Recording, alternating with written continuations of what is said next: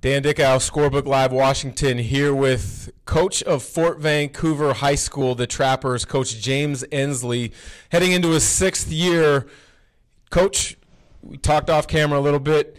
You talked about the youth of your program, but the youth is starting to really develop, and you've got a lot of promising outlook for your ball club this year. Yeah, we're really lucky. We lost one key contributor last year and should return to core. That involved a freshman and a sophomore both starting last year to move into this year's top roles. Last year, the win-loss record wouldn't be indicative of how you guys took on any challenge, and you competed throughout the season. I think you said 8 of your 10 non-league games were against teams that went to the playoffs. Is that something that you look to when you build your non-conference schedule to help build the culture and get ready for the improvement that you're hoping to see? Yeah, to be able to get to a certain spot, I honestly believe that you have to play against those teams that are in those spots that you want to get to and against quality programs and just not shy away. I mean, the deal is we'll play anyone, anywhere, and that's just, I mean, the records aren't the end of the day thing. It's just a process of getting better, and how you get better is to show the kids where we need to get to at any certain point. The youth that you had last year, you're looking for quite a bit of growth and experience this upcoming season. You've got a pretty good newcomer, not necessarily a newcomer, but a young player in Khalil Singleton. I had a chance to watch him at the WIBCA showcase this summer. Saw a lot of good things. You're a coach who sees him on a day-to-day basis. Talk about his growth from freshman year and what you're hoping to see as a sophomore.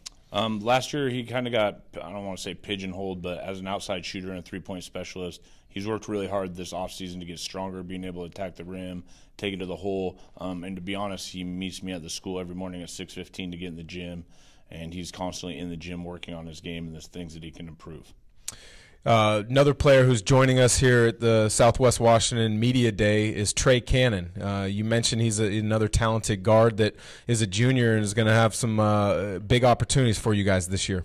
Yeah, he would have been actually our starting point guard last year. Broke his ankle at the start of the year, kind of set him off kilter for the year. He's come out through the wintertime, been strong. He's a huge leader for our program. He really gets kids on the right pace to go where we need to go. Southwest Washington is a very underrated basketball hotbed across the state. When you look at the 4As, you got Union, who's competed for state championships. The 3As have been pretty good. When you look at the 2A level, Mark Morris has been pretty darn good for quite some time. Forever. Yeah. Bill Backamus, yes, you've been there forever. Hats off. For you guys to creep up into that top upper echelon of the 2As this season, what has to happen for Fort Vancouver?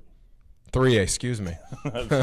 Well, ultimately at the 3A level, it's Prairie right now.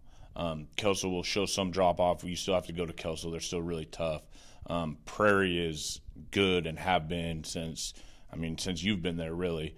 And then Evergreen. I mean, Evergreen is probably the most talented team on paper-wise in our league, and it's always been a tough league, and we're going to have to figure out ways to win tough road games and take care of the games at home that we can take care of.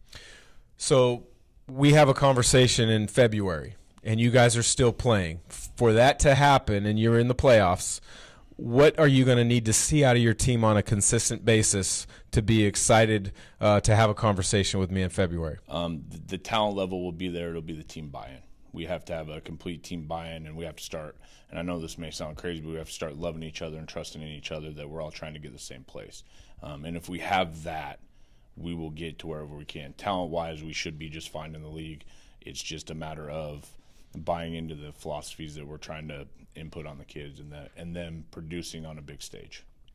There you have it. Coach James Ensley, Fort Vancouver, looking to get the Trappers to buy in and have a productive season. For Scorebook Live Washington, I'm Dan Dickau.